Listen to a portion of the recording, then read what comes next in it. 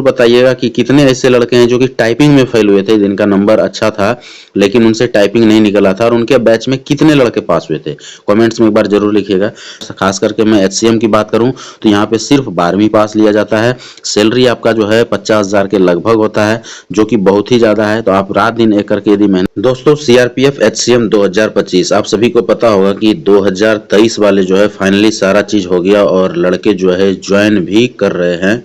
तो कितने लड़के ज्वाइन कर रहे हैं जो कमेंट्स में जरूर लिखिएगा आप लोग। और आप लोगों ने फाइनली कितना जो है नंबर लाया था जिससे कि आपका जो है ज्वाइनिंग हो रहा है, कमेंट्स में ये भी बताइएगा। अभी बात करेंगे कि उन लड़कों का जो कि काफ़ी मेहनत किए पर फाइनल नहीं हो पाया और वो जो है सिलेक्ट नहीं हो पाए।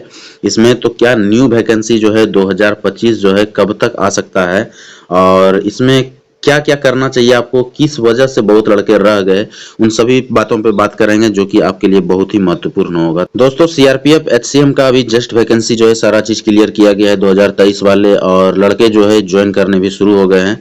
तो मैं बता दूं अभी जो नेक्स्ट वैकेंसी है वो आपका जो है अब आने वाला जो है वो 2024 में तो नहीं आएगा, क्योंकि 24 तो ऐसे ही निकल जाएगा, क्योंकि 24 में उनका लड़का ज्वाइन ही कर रहा है। और अभी नेक्स्ट वैकेंसी जो है 25 में आपका आने का फिर से संभावना है, क्योंकि पहले जैसा जो गैप हो रहा था बहुत ज़्यादा समय, वो अब गैप नहीं होगा। और अप्रॉक्स आप समझिए कि हर एक साल छोड़ के आपका ये वैकेंसी आ जाएगा।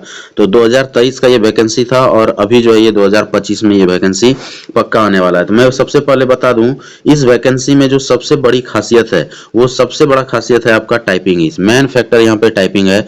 यहाँ पे एक लिस्ट नहीं 3 लिस्ट जारी किया गया है, जिसके बाद ही यहाँ पे टाइपिंग क्लियर कर पाया सभी लड़के। क्योंकि एक लिस्ट जारी करने के बाद जब टाइपिंग शुरू हुआ तो यहाँ पे जो टाइपिंग का परसेंटेज रहता है वो ओनली 2% रहता है, जो कि टाइपिंग लड़के पास करते हैं।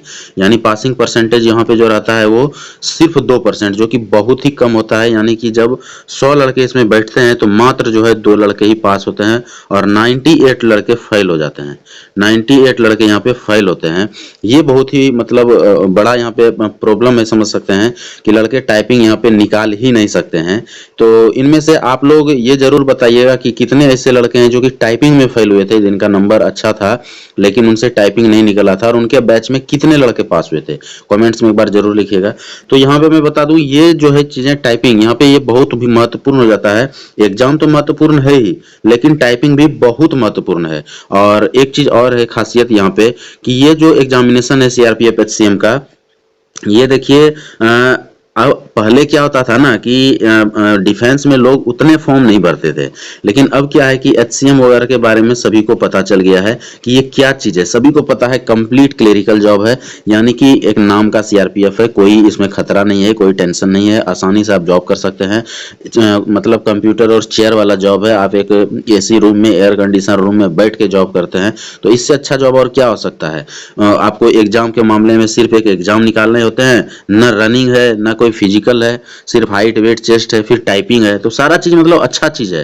नाम का एक सीआरपीएफ है, फैसिलिटी आप सीआरपीएफ के लेते हैं, फायदा सीआरपीएफ के लेते हैं, और काम क्लेरिकल करते हैं। तो इसलिए बहुत ही अच्छा जॉब है ये, जिसके चलते इसमें भीड़ होने लगा है आजकल, और काफी भीड़ होता है। सीट उतना नहीं रहता है जितना की भीड़ होता है, लेकिन उसमें भी इसमें बहुत अच्छा एक ऑप्शन है कि आपका यदि टाइपिंग ठीक है तो यहाँ पे आपको चांस बन जाता है, यदि आप नंबर कम भी लाते हैं तो। वैसे बहुत होता है ऐसा कि आपका नंबर थोड़ा सा ज्यादा भी है तो भी नहीं हो पाता है, क्योंकि लास्ट में मेरिट भी देखा जाता है। लेकिन फिर भी मेन फैक्टर यहाँ पे टाइपिंग ही रहता है और एग्जामिनेशन रहता है, 2 चीजें हैं। मतलब एग्जाम से भी ज्यादा लड़के छटते हैं टाइपिंग में यहाँ पे। तो ये चीज है। तो आप टाइपिंग को जारी रखिए, क्योंकि 2025 में जो इसका वैकेंसी फिर से आएगा, और आप यदि शुरू से टाइपिंग और तैयारी करते रहेंगे तो आपका हो जाएगा। देखिए तैयारी तो जो आप हिंदी का कर रहे हैं वही आना है, मैथ्स का वही आना है, रीजनिंग वही आना है, जीके वही आना है। तो तैयारी तो आपका ऑलरेडी हो रहा है। तैयारी ऐसा नहीं कि आपको सीआरपीएफ एचसीएम के लिए कोई स्पेशल तैयारी चाहिए। जब आप फाइनली जब आप फॉर्म भर देंगे इसका, उस समय जब तैयारी करेंगे तो थोड़ा सा आप स्पेशल तैयारी कर सकते हैं, जैसे इसका प्रीवियस ईयर का बुक्स वगैरह सारा चीज देख के कर सकते हैं। अभी आप जो है नॉर्मली जो मैथ रीजनिंग जीके जो पढ़ाई कर रहे हैं वो काफी है, उसकी उसकी उससे ज्यादा जरूरत नहीं है। उससे ज्यादा कोई चीज की जरूरत है तो वो सिर्फ और सिर्फ है आप एक टाइपिंग को तैयार रखिए कि टाइपिंग आपका नहीं गड़बड़ाना चाहिए। और टाइपिंग बेस पे मैं बता दूं, सिर्फ सीआरपीएफ एचसीएम नहीं, बीएसएफ एचसीएम है, आईटीबीपी एचसीएम है, ये सारे एचसीएम के आते रहते हैं फॉर्म।